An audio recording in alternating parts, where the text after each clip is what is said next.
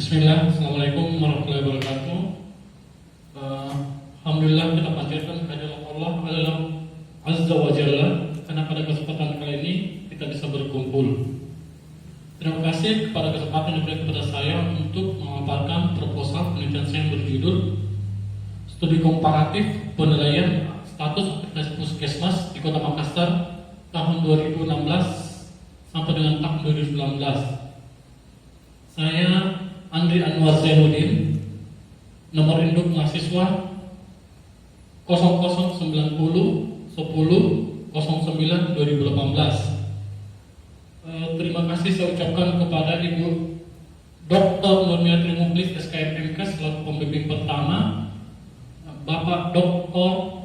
Haji Reza Adil Akhri SKM MKes selaku pembimbing kedua, dan yang saya hormati tim penguji Bapak Dr. Arman SKM MKes, Bapak Dr. Haji Andi Muhammad Multasam MKes, dan Ibu Dr. Alvina Baharudin SKM MKes selaku tim penguji. Baiklah, saya akan bawakan materi saya, bawakan proposal penelitian saya. Latar belakang Undang-Undang Nomor 36 Tahun 2009 tentang Kesehatan mensyaratkan bahwa pelayanan kesehatan yang ada di fasilitas kesehatan tingkat pertama itu atau puskesmas itu harus bermutu dan aksesnya mudah dijangkau. Ternyata di lapangan yang kelihatan itu adalah banyaknya persepsi negatif dari masyarakat tentang pelayanan puskesmas itu sendiri. Nah, untuk menindaklanjuti hal ini, maka Menteri Kesehatan melalui PMK nomor 71 tahun 2013 mengeluarkan aturan tentang pelayanan kesehatan pada JKN, di mana pada pelayanan kesehatan ini semua fasilitas pelayanan tingkat pertama itu dalam hal ini puskesmas wajib memiliki pelayanan berkualitas atau komprehensif. Nah, dengan adanya hal ini, dengan sendirinya puskesmas mau tidak mau memperbaiki kualitas pelayanannya. Nah, di tahun 2014 Menteri Kesehatan mengeluarkan lagi Permenkes 75 tahun 2014 tentang puskesmas, di mana di dalam peraturan PMK ini itu sendiri semua sarana prasarana alat kesehatan, program bagi esensial dan pengembangan organisasi SDM dan pemimpinnya wajib berkualitas. Hal ini juga dimasukkan di dalam Perpres nomor 2 tahun 2015 tentang RPJMN 2015-2019, di mana sasaran pokok pembangunan kesehatan dalam RPJMN 2015-2019 itu salah satunya adalah meningkatnya akses dan mutu pelayanan kesehatan dasar.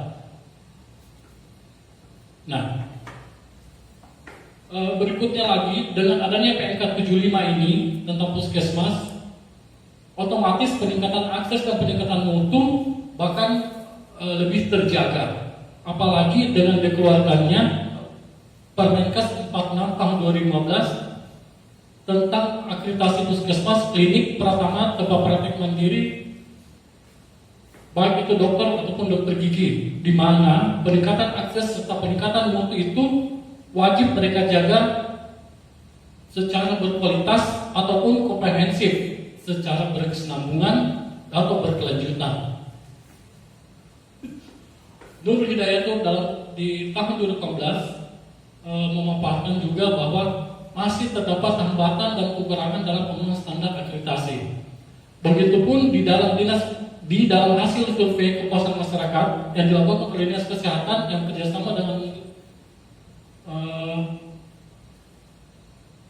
IP, di mana dalam hasil survei kepuasan masyarakat itu didapatkan bahwa keluhan di masyarakat tetap ada meskipun puskesmas itu telah terakreditasi utama ataupun paripurna. Kesempatan kali ini juga calon peneliti pengen menyampaikan bahwa yang berpengaruh dalam status akreditasi itu sendiri adalah Yang pengen disampaikan variabelnya itu ada 3. Salah satu ketiga, di mana salah satunya itu adalah kepemimpinan, yang kedua adalah organisasi, dan yang ketiga adalah tim peningkatan mutu.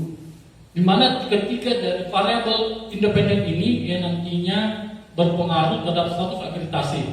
Nah, pada status akreditasi ini di dalam Permenkes 46 ini terbagi 5. Tidak terakreditasi, terakreditasi dasar, madya, utama, paripurna. Pada kesempatan kali ini calon peneliti akan membagi 2 menjadi akreditasi utama, paripurna, dan akreditasi dasar serta madya.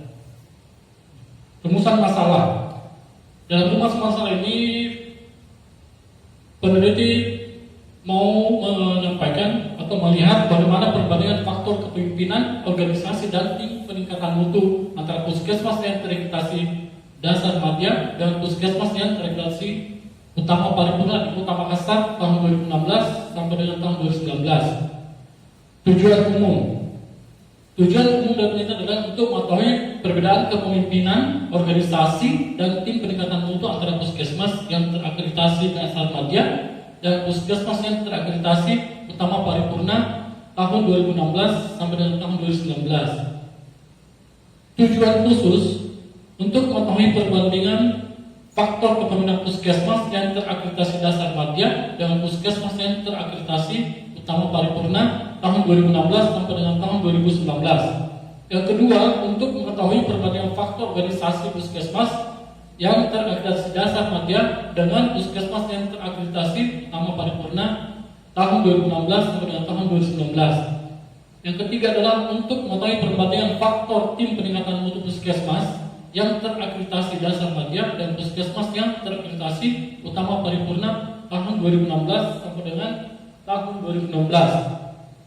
Manfaat penelitian ini terbagi 3, manfaatnya praktis dan institusi. Tujuan pustaka, akreditasi. Akreditasi puskesmas itu sendiri pengakuan diberikan oleh lembaga independen penyelenggara akreditasi yang ditetapkan oleh Menteri, dalam hal ini Menteri Kesehatan, setelah memenuhi standar akreditasi. Tujuan utama dari akreditasi sebenarnya ini adalah untuk peningkatan mutu, di mana kinerja melalui perbaikan yang berkesinambungan dan tidak terputus. Tinjauan pustaka. Kepemimpinan adalah kemampuan untuk mempengaruhi aktivitas seseorang atau sekelompok orang untuk mencapai tujuan yang telah ditetapkan dalam situasi tertentu. Tim peningkatan mutu. Mutu adalah derajat dipenuhinya persyaratan yang ditentukan. Mutu merupakan kesesuaian terhadap kebutuhan. Bila mutu rendah, maka hasil dari yang akan diharapkan tidak akan sesuai. Organisasi.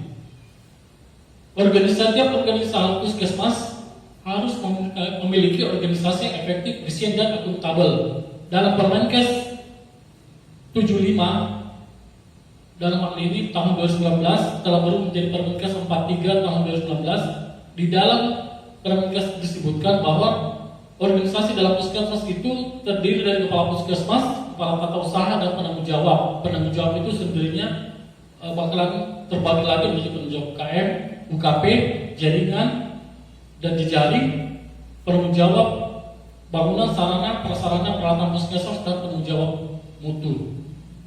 Kerangka konseptual menurut Nurul Hidayatul 2018 masih terdapat hambatan dan kekurangan dalam pemenuhan standar meskipun upaya keselamatan pasien telah disesuaikan dengan standar penilaian akreditasi puskesmas. Dalam hal ini diperlukan optimalisasi penerapan upaya keselamatan pasien dan peran tim peningkatan mutu. Menurut tahun 2020, perbaikan akreditasi puskesmas memerlukan perbaikan manajemen sumber daya manusia, fasilitas dan infrastruktur, serta inovasi. Menurut Kaplan tahun 2012, faktor yang mempengaruhi peningkatan mutu adalah kepemimpinan, perencanaan yang strategis, fokus terhadap pasien, pengukuran, analisis, serta pengetahuan dan manajemen. Hal ini yang mempengaruhi semuanya sehingga status akreditasi puskesmas itu bisa terjadi apakah dia menjadi akreditasi yang baik ataupun kurang baik. Dalam hal ini paripurna utama ataupun madya dasar, di mana ketiga dari teori ini nantinya bakalan mempengaruhi, memberi masukan tentang kepemimpinan, organisasi dan peningkatan mutu. Hipotesis penelitian.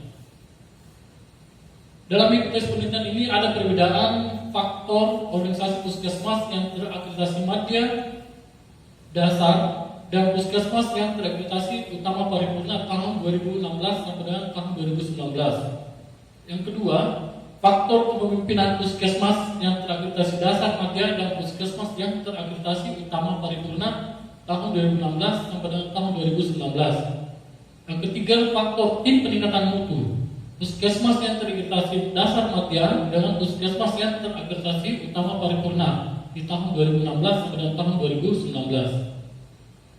Kerangka konseptual itu sendiri terdiri dari kepemimpinan, organisasi dan tim peningkatan mutu, di mana ketiga variabel independen ini bakal mempengaruhi penilaian status akreditasi puskesmas. Alur penelitian setelah melakukan perizinan dan seterusnya. Definisi operasional terdiri dari variabel laten kepemimpinan.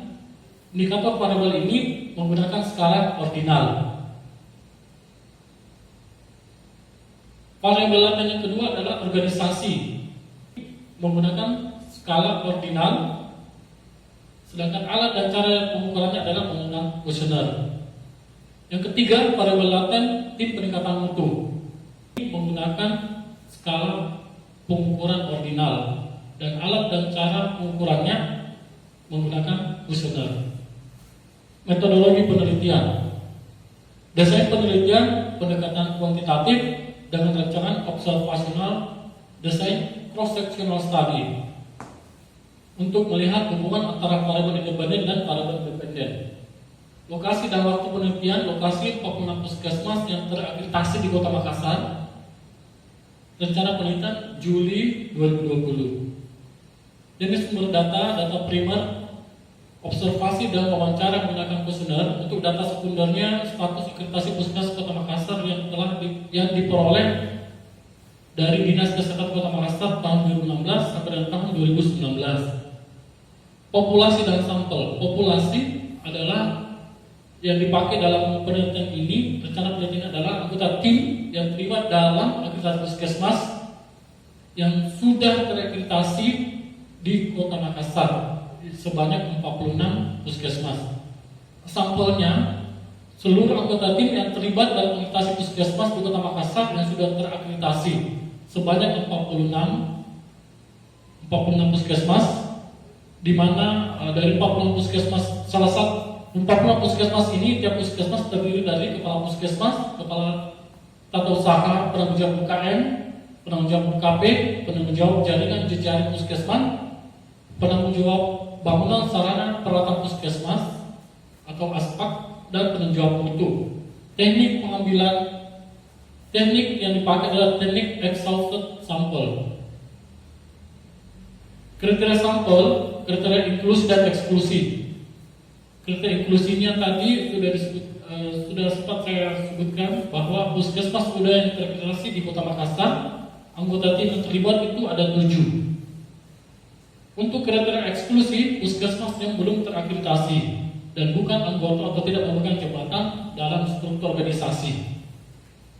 Teknik pengambilan sampel menggunakan exhaustive sampling atau total sampling dengan sampel sebanyak 46 puskesmas, di mana tiap puskesmas ini terdiri 7 orang per puskesmas, jadi total sampel sebanyak 322 responden.